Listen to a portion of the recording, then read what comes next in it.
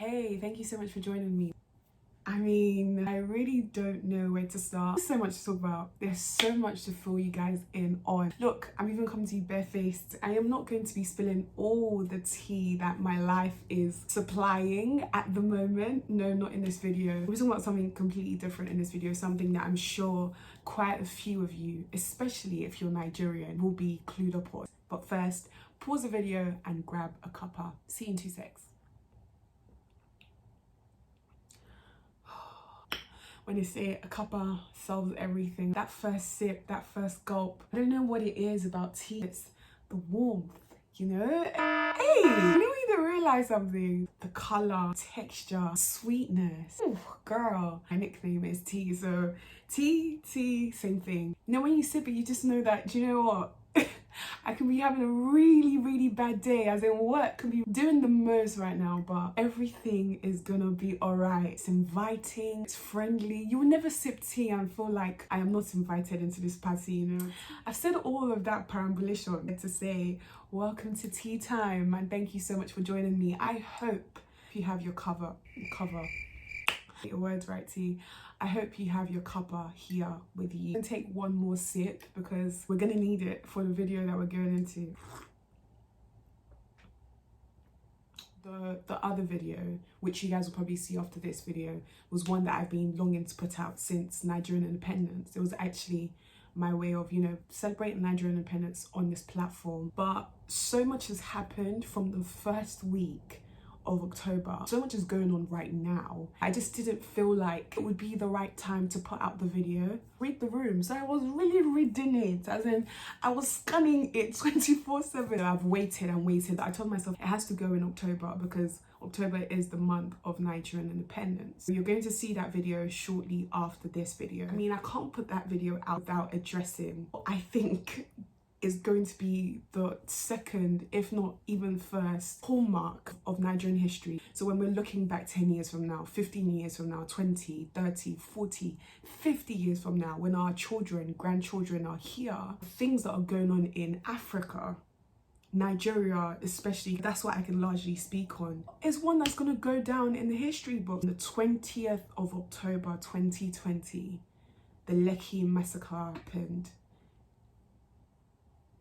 And I'm sure you guys would have seen headlines, you guys would have heard stuff. What we did was amazing. Much as at times when I felt like, oh, is this even helping? Is this even making a difference? It was amazing to see the unity for once, you know, when it's not something to do with culture or Nigerians are there. Something as huge as this, we were able to come together with our brothers and sisters back home. Even in times when they couldn't protest because things got so bad.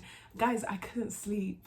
The whole TL was awake in the night and we were all just like, wow, is this really still going on in 2020? It became our responsibility to do the walk for our brothers and sisters, to stay connected with them in a way, to do whatever we could from our side of the world. We held it down for our brothers and sisters. So it's one thing to see and think, well, it's not my business because I'm here. It was just a big reminder that anybody could be a victim. Whether you go there in December, whatever time you go there during the year, mental health is so important. And it's a bit of a conundrum because it's just like, where do we draw the line? There's two sides. There's the side that said we have to share these ugly pictures, we have to share these ugly scary videos, we have to share footage of people being shot, intestines all around the place. I can't even start to blur out what I was seeing here. If we don't show those videos, if we don't show that footage, our government are fully capable and ready to sell a different story to the world about what was going on in order to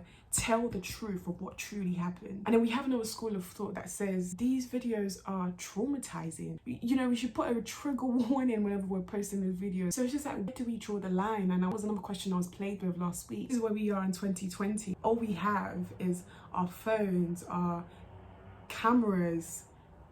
Did you see? Oh my God. Inspector Fash, sir. Where goes that? Twale Baba, you don't joke, sir. Fire is burning, the wall is not running. Where does that? Twale Baba. Did you see him? He tried to pull out a camcorder. With now one rag that just looks dirty, just looks back on. They didn't even use something nice, something fancy. Just for the African Magic Viewers Choice Award for Best Actor in a Drama or Television Series are Fashola, Camcorder. You'll find evidence that will be useful in investigating the Lucky shooting.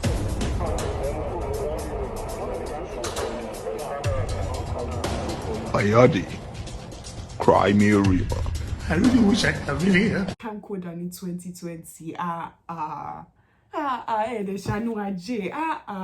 Even if that Lekki massacre was a film, yeah, would I, as a director or as a film producer or whoever, I would now use a camcorder that looks like that in this year 2020 to record the film. Do you know what?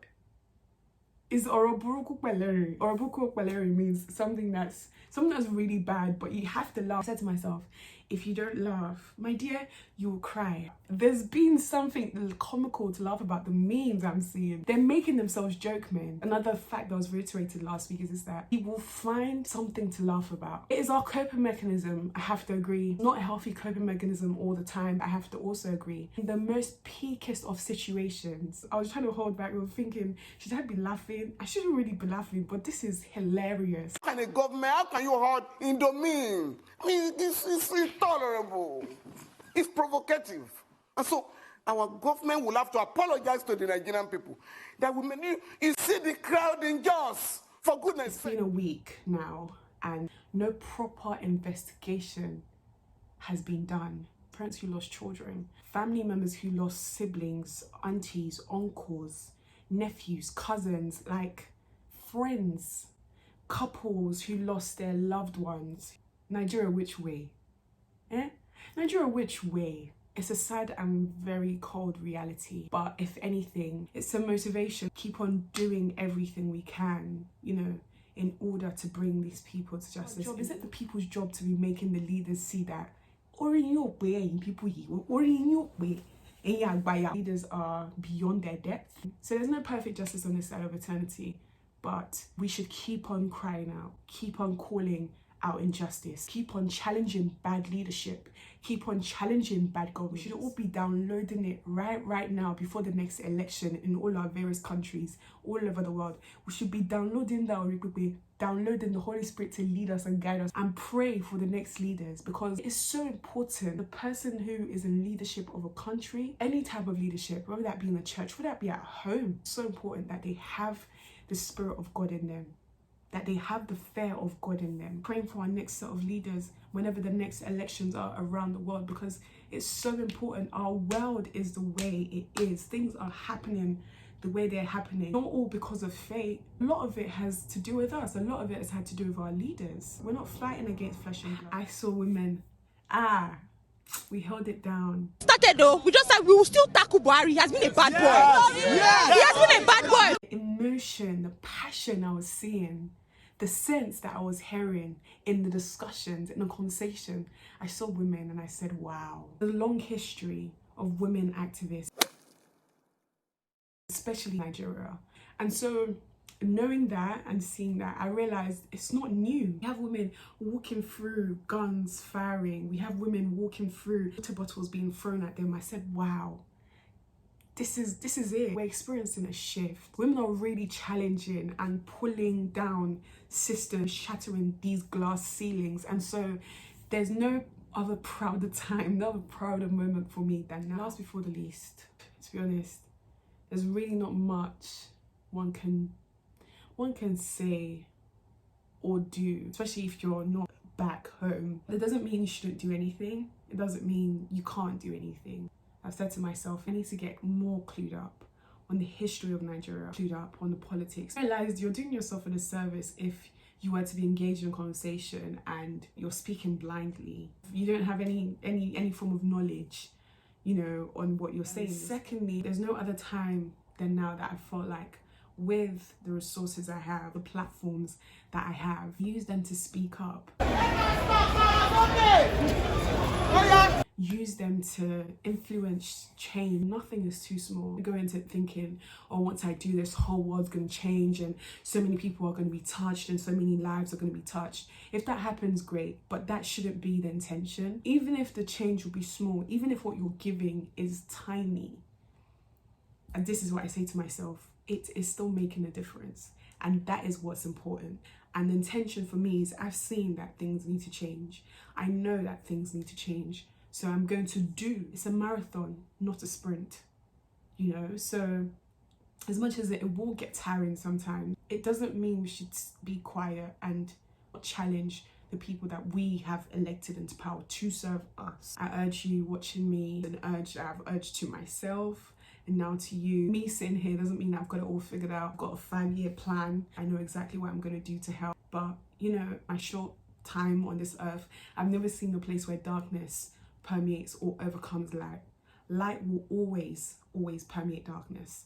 So as the world gets darker, as, you know, things maybe become more uncertain or unsure, it is our responsibility, it is your responsibility, it is my responsibility to make sure I am doing what I can, no matter how small or big that may be. I am doing what I can in order to spread my light and affect change. And so that is what I will be doing, whether that means calling out injustice, whether that means challenging authority, whether that means continuing to protest, whether that means continuing to retweet, whether that means using my platforms to donate, using my platforms to spread awareness, whatever that looks like in your day-to-day. It has always been, it is now, and it always will be EndSARS until they truly end SARS. Rest in peace to all the lives that we've lost, all the brothers and sisters that we've lost all around the world. We will keep fighting, we will keep chasing justice for you guys. Your death was not in vain. Thank you for being our heroes. Thank you for standing on the front line. Thank you for being bold. As I said earlier on, your death is not in vain. And I hope you are, each and every single one of you is resting in peace. If you're still here at this point of the video, Twale, you are the real MVP. You can love me barefaced. You can love me through any other condition because it only goes better from here. I can see that the sunlight is starting to peek through and it is so beautiful. I hope you enjoyed this video. Let me know your thoughts. If you have any questions, let's discuss down below. You know, what resonated with you, what you didn't agree with, what you did agree with.